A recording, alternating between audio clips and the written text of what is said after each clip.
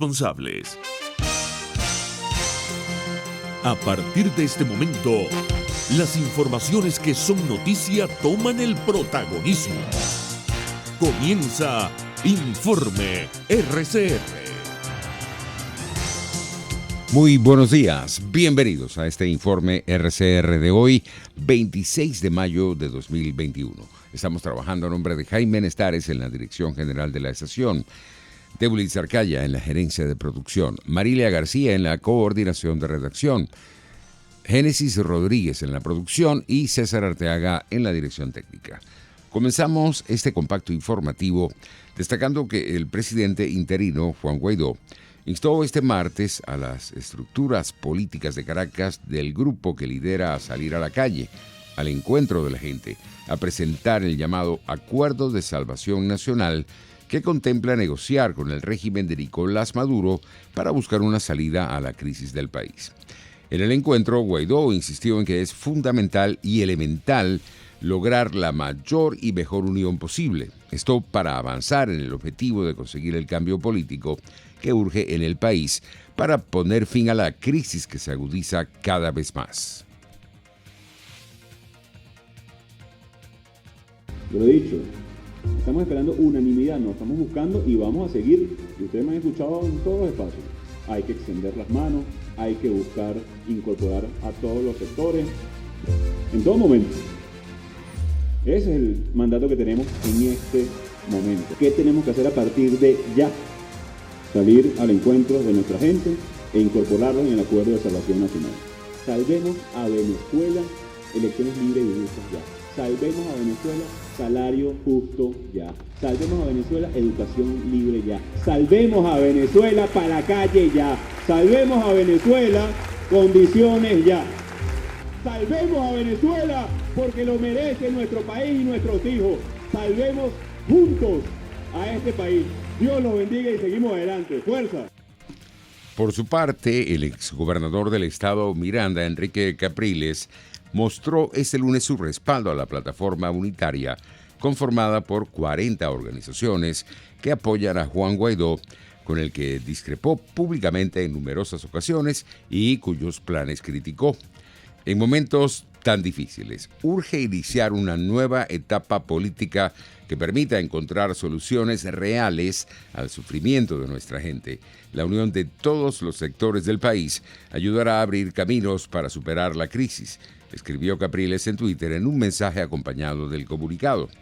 Capriles se mostró a favor de comenzar un nuevo periodo para buscar fórmulas que lleven a la recuperación del país. En otras informaciones tenemos que Nicolás Maduro indicó la noche de este martes que espera que se retomen las clases presenciales para octubre. Así lo dijo en una transmisión televisada de un encuentro con estudiantes. Maduro señaló que su aspiración es que en los venideros meses se alcance la inmunidad de rebaño frente al COVID-19.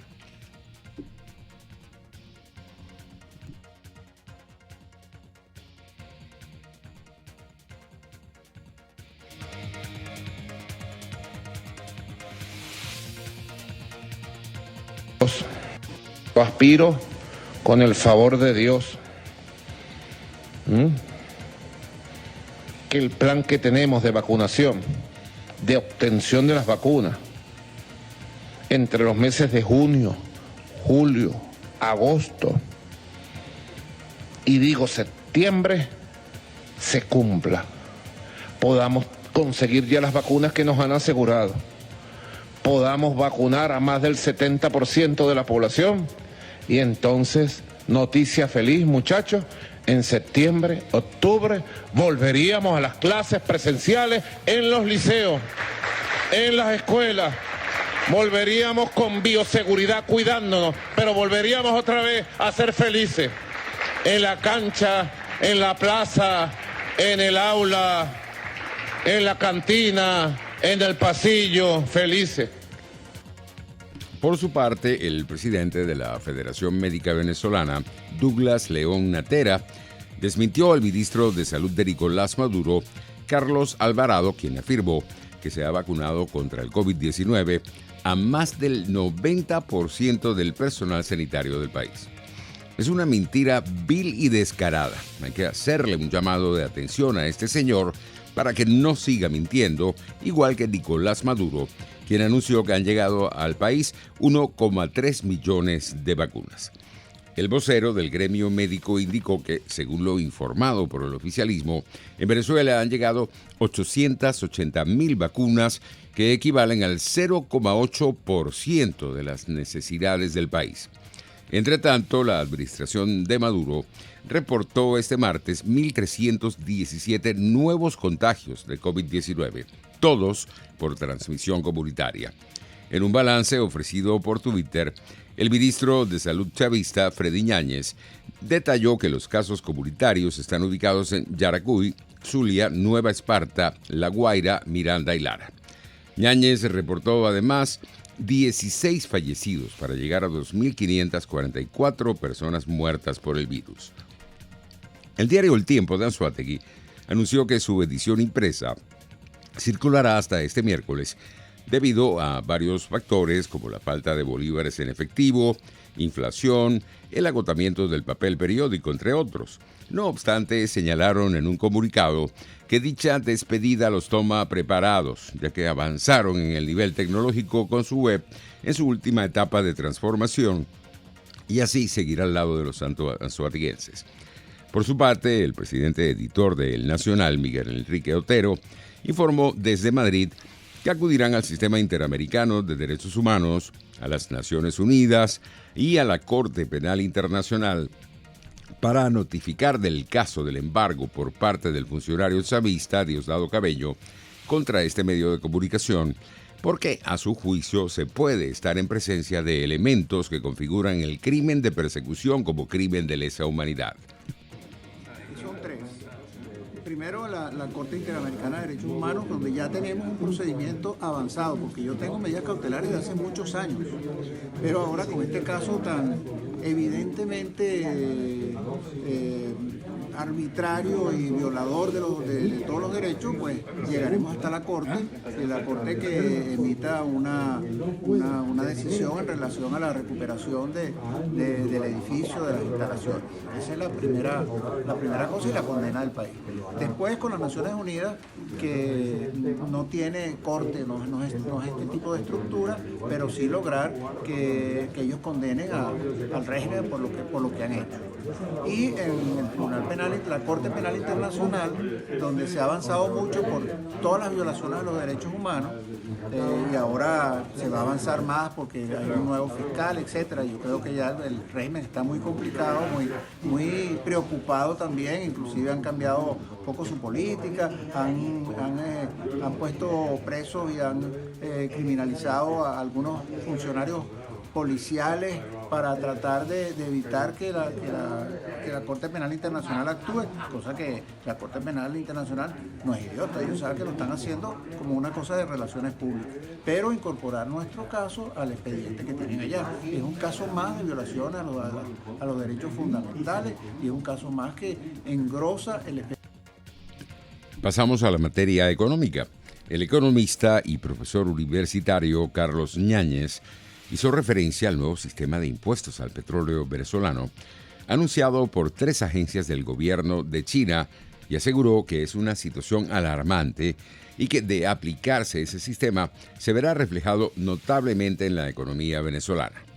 Las refinerías venezolanas, particularmente el complejo refinador de Jose, está intentando extraer toda la cantidad de petróleo y no solamente extraerlo, sino cargarlo y exportarlo, sacarlo de puerto antes del 12 de junio. Sin embargo, es imposible para una industria que está absolutamente desmontada, para una industria que no tiene capacidad de transporte, para una industria que no tiene capacidad de exportación, para una industria que se ha contraído a niveles de producción de 1940, para una industria que ha tenido un atraso de 80 años, para una industria que producía 3,5 millones de barriles de petróleo y ahora produce 500.000 barriles de petróleo. Ese es el estándar de producción de petróleo de Venezuela. Y sencillamente este impuesto explica que ya China no está dispuesta a seguir financiando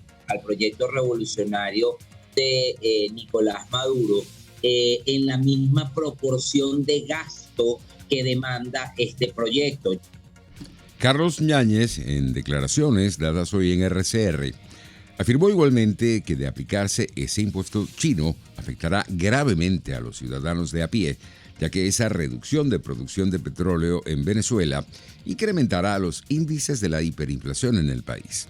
El ciudadano de a pie viene recibiendo, María Alejandra, unos bonos que oscilan entre 5 y 10 dólares, entre 3 y 5 dólares en el mejor de los casos, que no resuelven la situación.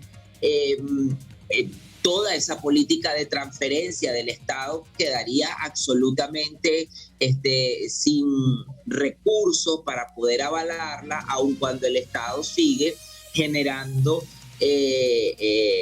dinero sin respaldo y desordenado, inyectándolo a la economía para poder sostener esta política de transferencia. Aumentaría el nivel de monetización del déficit fiscal, por ende ese nivel de monetización del déficit fiscal tendría una consecuencia directa en el sostenimiento de la hiperinflación, que en Venezuela la hiperinflación es unicausal y epifenoménica. Explico, unicausal, la única causa de la inflación es la inyección de masa monetaria desordenada, de liquidez monetaria ni siquiera en físico, sino de manera virtual. Y esta inyección es epifenoménica porque depende del fenómeno anterior de abandono total de la independencia y de la autonomía de la banca central. Por su parte, la economista Tamara Herrera insistió en que será un impacto brutal para Venezuela el que China llegue a cobrar ese impuesto, que es el equivalente de $30 por barril. Este es un impuesto que se expresa en términos absolutos, o sea, no es porcentual, o sea que son $30 por barril que va a aplicar China al bitumen, a la mezcla de bitumen que llegue allí, que es la forma en la que está llegando el crudo Merey venezolano a Asia y como destino final a China. Eso sería, para que tengan una idea, es decir, el crudo Merey tiene un precio aproximado hoy de mercado que puede estar en el orden de los $40, pero dado los subterfugios y distintas triangulaciones que tienen que hacerse para que ese crudo llegue a Asia, tiene un descuento ahí, se pierde aproximadamente $12, $13, un 30% más o menos. Si a eso quiere decir que en promedio Venezuela estaría entregando crudo y recibiendo ingresos teóricos por más o menos $32. Si este impuesto es de $30 por barril, quiere decir que por barril vas a estar recibiendo entre 2, 1, según cómo fluctúe el precio. Las perspectivas de precios vamos a considerarlas estables en el resto del año, pero ya eso le restaría obviamente sentido hacer todo lo que se hace, todo lo complejo que ya es colocar crudo venezolano en Asia, si encima tuvieras ese impuesto. Tamara Herrera explicó también hoy en RCR que parte del objetivo del gobierno chino en cobrar ese impuesto es tratar de cobrar por lo menos los intereses de la deuda que tiene la administración de Maduro con el país asiático. China tiene interés, asume uno, en cobrar los intereses de la deuda que tiene Venezuela con ella. Esos intereses implican al menos la entrega de, redondeando un poquito hacia arriba, casi 100,000 barriles diarios a entregar para pagar trimestralmente algo como $285 millones en intereses, porque China le concedió a Venezuela eximirla del pago de capital y solo está pagando intereses en vista del contexto de dificultades financieras que vive Venezuela. Entonces, esa es la segunda razón por la que vale la pena pensar eso. Y la tercera razón es que este impuesto no tiene solamente, y quizás vale la pena considerar que no sea principalmente el móvil ecológico de la razón contaminante, del bitumen, etcétera, aunque China está ahora comenzando a preocuparse porque es realmente el principal contaminador del planeta. Vamos a publicidad.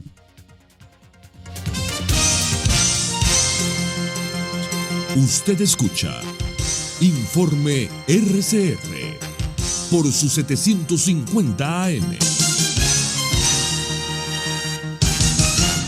Puedes seguirnos en nuestras redes sociales.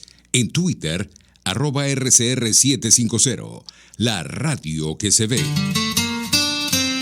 RCR 750 AM, porque lo bueno une.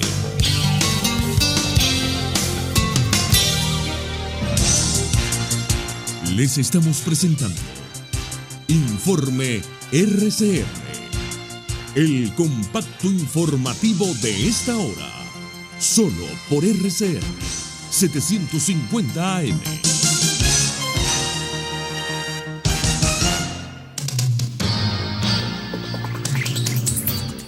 En materia internacional, informamos que científicos anunciaron este martes la existencia de una nueva variante del coronavirus en Brasil, identificada ya en 21 municipios de Sao Paulo, uno de los estados del país más afectados por la pandemia, que ya ha matado a más de 450.000 personas en todo Brasil.